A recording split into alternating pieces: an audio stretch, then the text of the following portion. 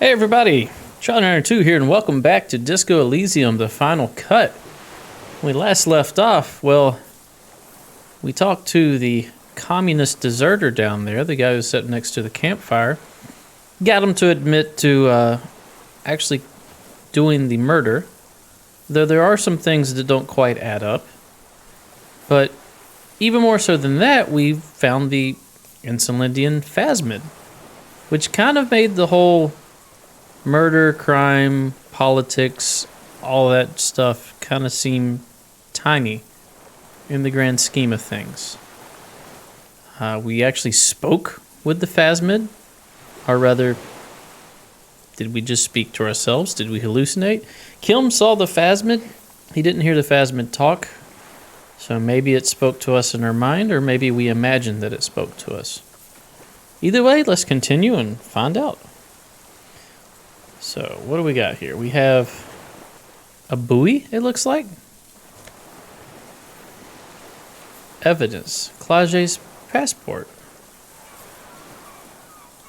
Okay. So, was it then the phasmid who got this out of the other buoy? Let's look in here and see. Interact. This well-traveled passport with visa stamped in it is issued by the Republic of Aranye. You found it in the phasmid's nest on the island. You can open it for more details. Well, let's do that. This passport, issued by the Sovereign Republic of Aranye, is issued to a black-haired woman called Katarzyna Alazie. Classia's hidden documents from the MT boy. Let's look at the photo. It's Klasia, with short black hair and glasses. She looks boyish, younger somehow. What was this doing in the phasmid's nest? Maybe our man, Mr. Dross, took it from Classia's, or whatever her name was. Hiding place, or... Perhaps for some blackmailing plan? I think the phasmid took it? I don't think the phasmid took it. The phasmid took it, and I sensed it do so. I saw something open up the buoy with spindly legs. Point to your head. But we didn't. Let's say perhaps for some blackmailing plan. Perhaps. But that still doesn't explain how it got into the nest. Did the phasmid take it? Like a magpie? What a coincidence. Then it would also have collected the other objects, which would be highly unusual. It says Katarzyna Alazie. She said it would be for Anouk Meyer-Smith. Anouk Meyer-Smith. Katarzyna Alazie was supposed to be her real name, where Klasia comes from. Remember? God damn it. I told you she kept lying to you. She's probably lying to someone else right now, in another city. Maybe this is her real passport, not a fake, because this is her real name. No, I think she's lying. That was supposed to be her real name. She lied to us. Yes, somehow she managed to lie to us one more time. In a way, she's still lying to us right now. What's her real name then? I don't know, but it's not Katarzyna Alazie or Klasia or Anouk Meyer-Smith. We didn't even scratch the surface with her, detective. Agreed. Perhaps it's better that we didn't arrest her. Who knows what hell she'd be raising in my district by now. The winds are silent. The streets are empty of her. She is no longer in the city of Revachol. Put the passport away. Okay. Tabarino. There's a box here. Oh gosh, there's the helmet. And a rifle scope. So we were saying that he didn't have a rifle scope. This has got to be it, right? Take all. Can we inspect that rifle scope?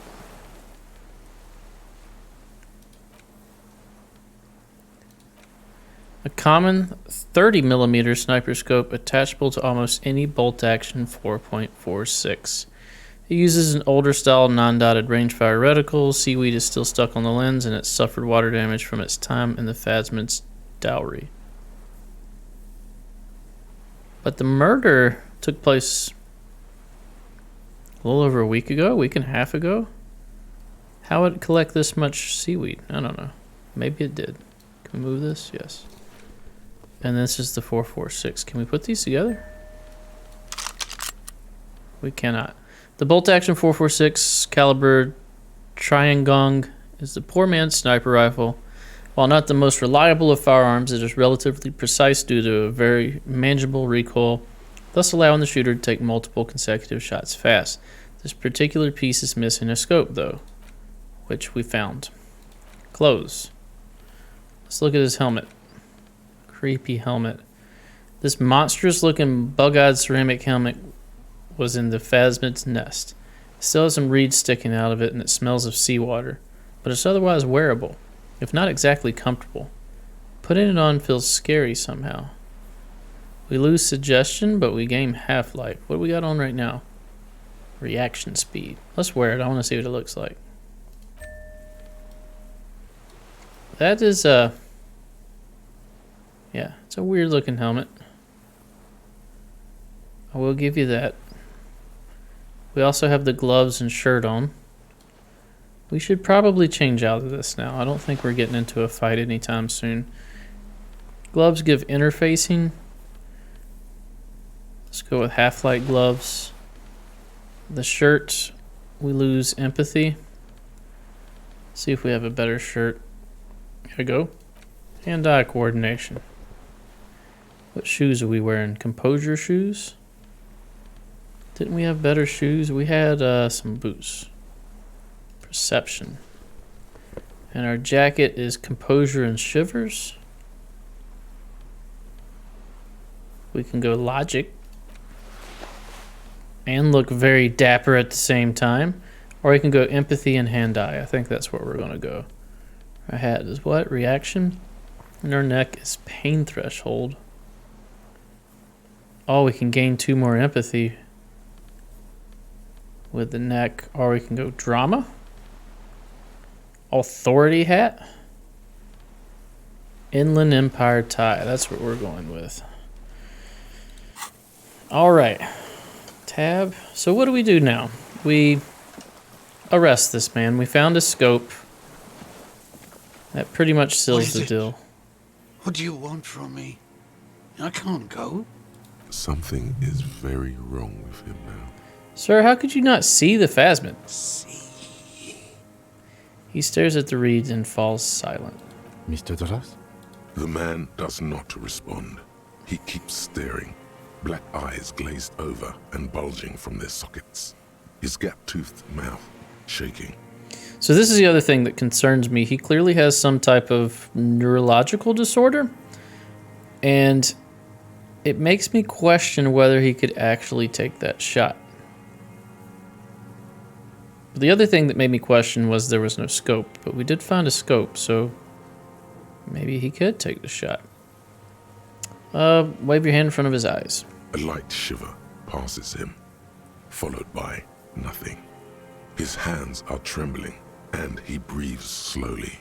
Is he going to die here? He's going into some kind of psychomotor immobility. The good news is, this solves our transportation problem, doesn't it, Mr. Dross? The trembling mouth appears to sigh. Between this and the broken tire he's used for a boat, I think it's safe to leave him here, while we go and get help. It will need to be medical first, I'm afraid. So that tire was his.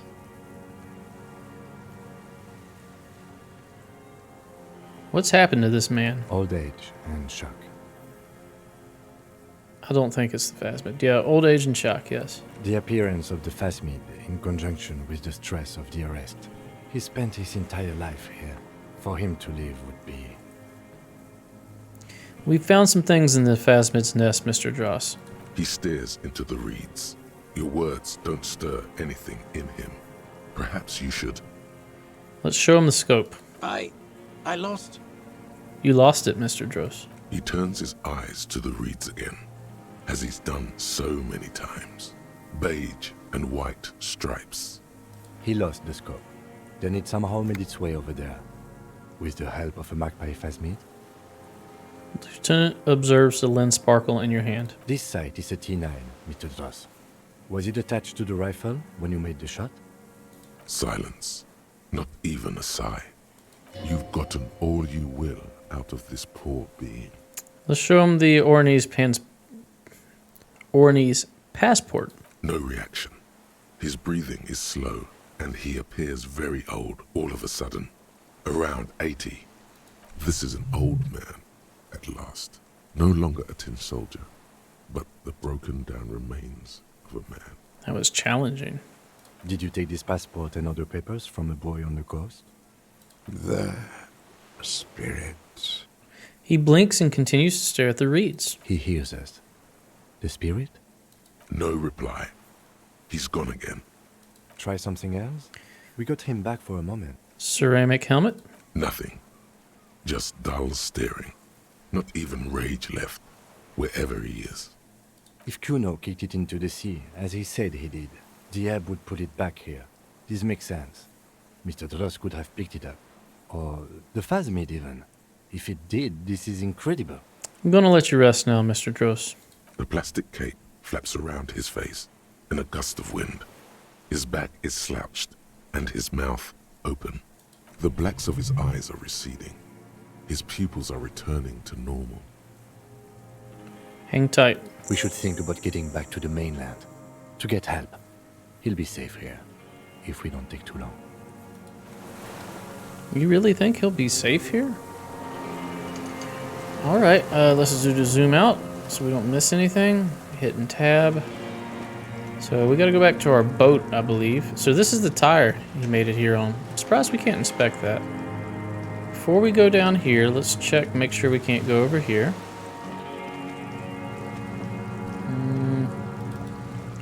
Yeah, this looks like it. Okay, let's go back through the main building. We'll get on the boat. Who is a doctor? Do we have to call for medical help on the radio, or is there someone we know that can provide medical aid? When I needed medical help, it was Kim who helped me. Yeah, we've already dealt with all these items. Nothing new here. Let's go out here.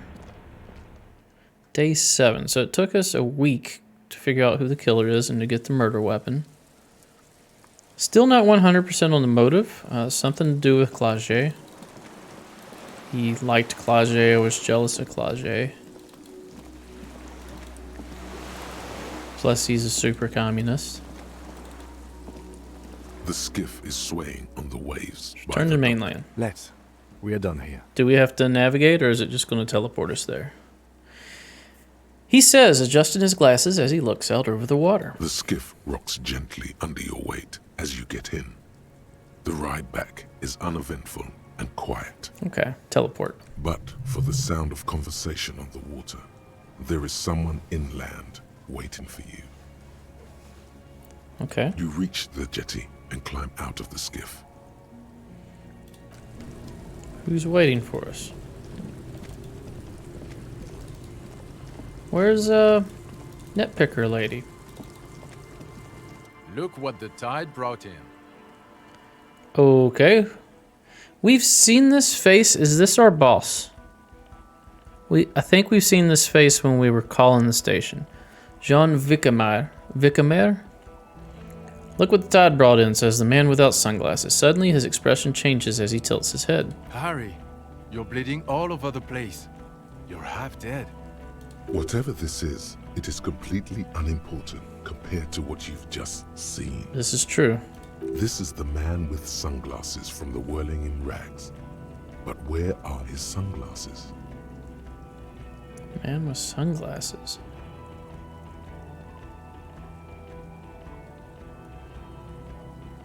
Wait. The man with sunglasses. The one that we went to go see that was smoking? Because the only two I remember from the Whirling in Rags that were police was a guy with like long blonde hair, and then this lady. Forget about this, there's a giant. No one else seems bothered by the bleeding. Who are you people? Wait, you're the man with sunglasses. That's right. And you're bleeding. And no one else seems bothered by the bleeding. Bothered by it? Harry, you look like you need a fucking organ transplant. Fuck it. Let's not get into that. We're not going to talk about the Phasmid. Who are you people? Hello, I'm Trent Heidelstein. I believe we've met on several occasions. Yes, Trant. You were staring at the Feld Electronics building with your son. I'm your goddamn partner, Jean-Vic Comar, and this is your special task force. Or what's left of it. Okay, maybe that was the same guy. I just didn't recognize him without the sunglasses. So this was the task force. Special Consultant Trant Heidelstam, Patrol Officer Judith Minot. Hi. Hi. We've come to scrape what's left of you off the pavement. Sweet. Lieutenant Kim Kisuragi, Precinct 57. We've just come from the island, where our investigation led us. He points to the sea fort. We might need your help with something later. He had suddenly regained his confidence. As if he recalled that he's in fact a decorated police lieutenant and not a naughty boy. But this is clearly a departmental matter, so I'm going to leave you to discuss it among yourselves. Way to feed me to the wolves. No, Kim, you gotta have my back. Let's destroy them.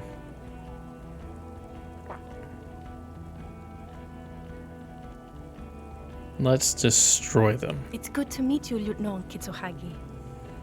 She says warmly, flashing the lieutenant the tiniest of smiles. Letting the lieutenant know he shouldn't feel embarrassed over the shitstorm that's about to befall you. Alright, what's all this about? Ari, we want to help you. Trant, I believe this is where you come in? I don't quite know what I'm doing here. I was asked to participate as an expert. I think I need to manage your expectations a little. I'm at best an enthusiast in cognitive science. My background is in something else entirely. I engage in neurology on a merely theoretical level. In fact, I should probably get going. What are you here for? No, Trant. It's too late. You're part of this shit now. What have you got to say for yourself, shit kid? You talking to me? Shit, kid. What an interesting moniker. Yeah. What's this shit, kid? He's just gonna say it's me. You aren't the man in sunglasses at all. You're not even blonde. He was blonde when I remembered him. You never told me you're not the horse-faced woman. Don't be mean to her. So Trant Heidelstam turns out to be Special Consultant Trant Heidelstam? Yes, I'm Trant Heidelstam. I never said I wasn't Trant Heidelstam. Yeah, well, what's up with the kid then? Mikhail? Mikhail is my son.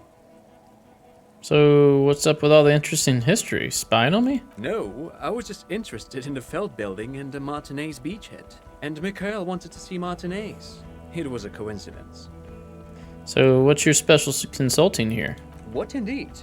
I was asked to share my take on some of the more obscure theories developed in Königstein in the 30s, like partial psychotraumatic amnesia, group personality theory.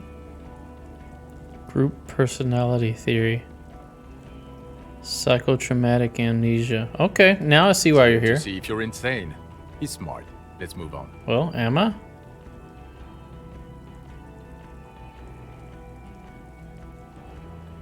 How'd you know I was here? The cafeteria manager you fucked over told us where you went. Turned to face the general reaction of the whirling and yelled, "Damn you, cafeteria manager, you betrayed me for the last time." I understand. Okay, Gart told you. And people on the street helped us too, with your whereabouts. You're a legend among the drunks, Harry. A legendary local drunk. Mentioned there's a task force? Yeah, Major Crimes Unit under Lieutenant Dubois and Vicomar. Ring any bells?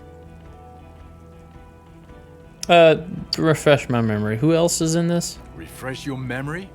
It's a goddamn Major Crimes Unit. There's you, me, Jude, Trant fucking Heidelstam, and Guillaume Bevy.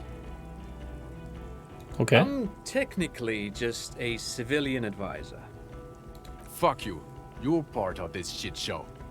Okay, so who's Guillaume Bivy? Oh, that's an interesting story, actually. Guillaume Bevy is a police reporter who joined our team. He was really good. Then he left, because he lost faith in your ability to lead the unit. He's not smiling. Other people have left too. Good, smart people. People we won't get back.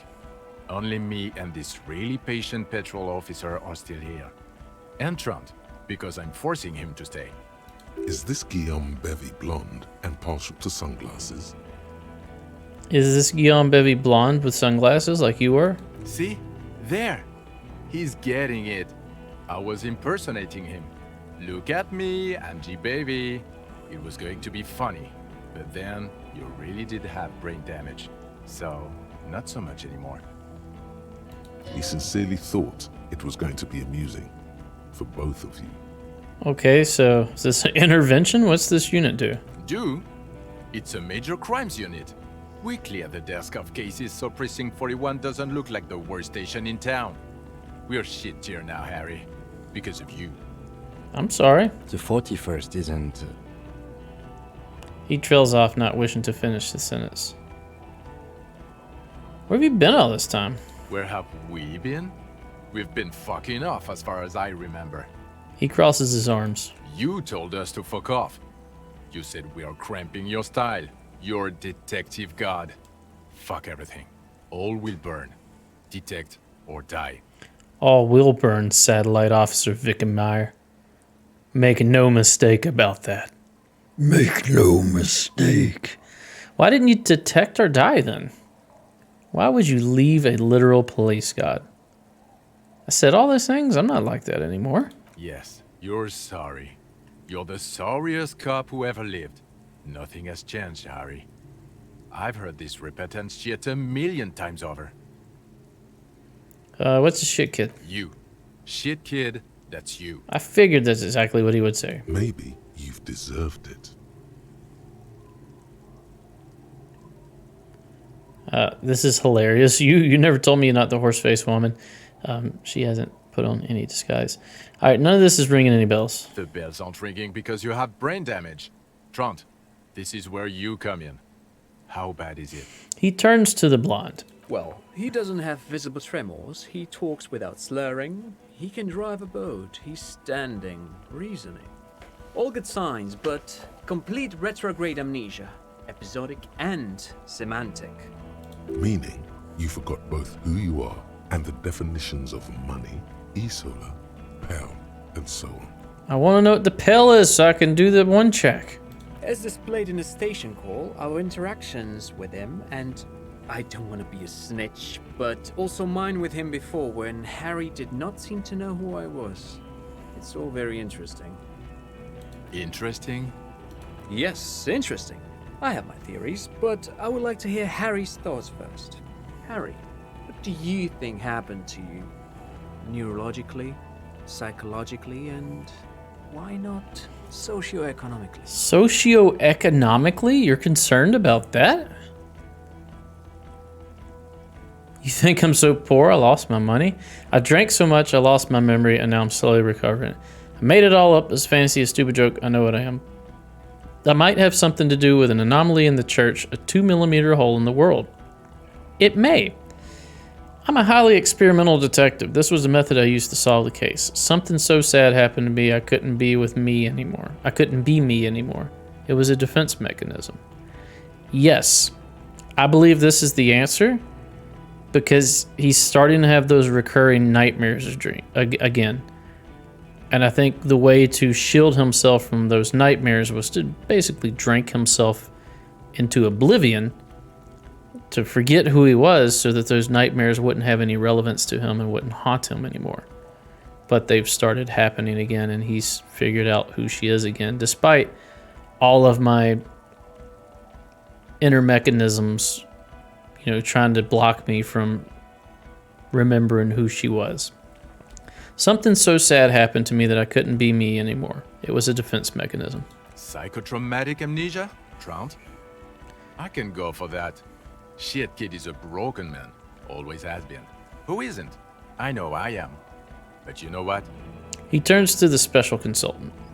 I keep my shit together. Also, I know a person can't wipe their own mind, however traumatic it gets. That doesn't happen. You're lying. Or insane. Or both. You'd never heard of repressed memories? That is 100% a thing from PTSD. That 100% can happen. Somebody can experience something so traumatic that they erase it from their mind, or at least they lock it away from their mind and they repress it. Now, what you're referring to is probably the fact that he consciously decided, you know what, this is horrible, I'm going to make my mind erase. Yes, I get what you're saying there. But Detective McMahon, he has blanked out before. I have? Yes, a couple of times. After some of the more serious benders. One was after the two drunks case, the other when we looked into that mural. Looked into that mural. So you don't remember not remembering. Beautiful. Yeah, it is got its own beauty to it. The two cases in your ledger, the unsolvable case and the New World mural, those were recent. It says next, not new.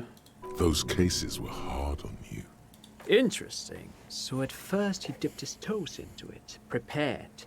That's where he would have gotten the idea, yes. Practice. And then he used alcohol to get there, so to speak. Okay, maybe I did. What do you mean? Well, here's my theory. What if this is an absolutely normal reaction to the world we're living in? What if this is not a significant anomaly at all? Something to be explained, approached as a defect? Look at the sensory input here. He gestures towards the scenery. Look at the ruins, the neon. Listen to the radio, the multitudes, the people. Live here for 40 years. As a police detective, he's like a magnetic reader on the world tape, to borrow a known metaphor. Harry's been pushed flat against it. Total input. Hardwired to the free market. He just needed for its end. Okay. Okay, Trump, thank you. That's absolutely meaningless. I'm glad we brought you. Will he or will he not be able to work in the major crimes unit? Is he a cretin now? I want to know that. He's not a cretin, and he is able to do work. If not in his previous leadership role, then as a line detective. The heck with all of you, I don't want to be in your unit. He's wrong, I'm too far gone for work. No, I think I'm still a good detective. As far as leading, I don't think I know enough of the context of the world and society to make strong leadership decisions. Line detective seems to make the most sense for me. For now, I misphrased my question. It should have been, is he able to put his clothes on and use the potty? Or do we need to get him on a disability pension? What now? Now, nothing. Now we're just going to stand here. Cool, let's just stand there. Yeah. Just stand there. It's cool. Cool. No, now we discuss that. What the fuck did you do to our motor carriage? Why is it there, Harry? Hold on, in the ocean? It was stolen by Jacob Earl. That wasn't me, it was stolen by traffic hooligans. I drove it through the ocean when I was drunk. Thought the killer would be underwater. He wasn't. Tequila Sunset. I also jumped the canal, by the way. I don't know. I don't know what it's doing there. You know what? Two of these admit that we did it. This one and this one. This one is boring. We're not going to be boring. We're going to say Tequila Sunset. I also jumped the canal, by the way, because that was pretty rad. Ha ha ha. Ho ho ho. Tequila Sunset? Jump the canal. So funny, Harry. Thank you for fucking me. He grabs his stomach in humorless laughter. This guy's gonna try to kill me, isn't he? Thank you for destroying 45,000 real of police property that's coming out of my payslip. You know that, right? You're gonna get fired. And I'm gonna pay till I die. Why would you pay for that? It doesn't matter. Your badge, Harry. Show me your badge. Got my badge right here. In a rush to demonstrate your badge, your eager fingers can't sustain a grip on the smooth plastic, and the badge slips out of your hand. Oh no, we're catching it. 83%. Go. Look at that confidence. Not today, badge. Not today. What do we say to the badge? Not today, badge. Not today. Behold my badge. The drama is unnecessary. I got the badge, all is well. And your gun? He asked, unimpressed by the piece of plastic in your hand. As if having your badge and gun are natural states. not achievements.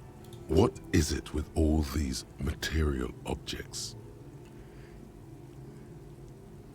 Ruby's gun, Wheeler's 9mm, upgraded my gun to a rifle. Gun, badge, car, these are all the things. Things don't matter, people do.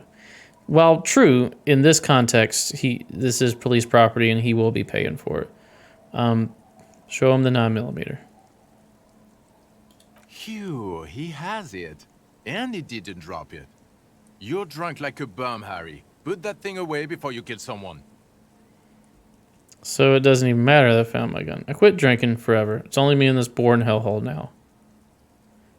I did quit drinking. I haven't done any drugs or alcohol since the start of the game. I don't buy it. Why do you smell like a corpse then, huh? Because I'm detoxing full and I got shot. He's wounded. It's been a long week, and he's handled an actual corpse. That too. I just haven't washed myself after the autopsy. All right, we're going to continue this frankly hilarious conversation next episode. Thanks for watching. If you enjoy my content, please consider giving me a like, a comment, maybe even a subscribe. Stay tuned for the next episode. We'll see you then. Bye-bye.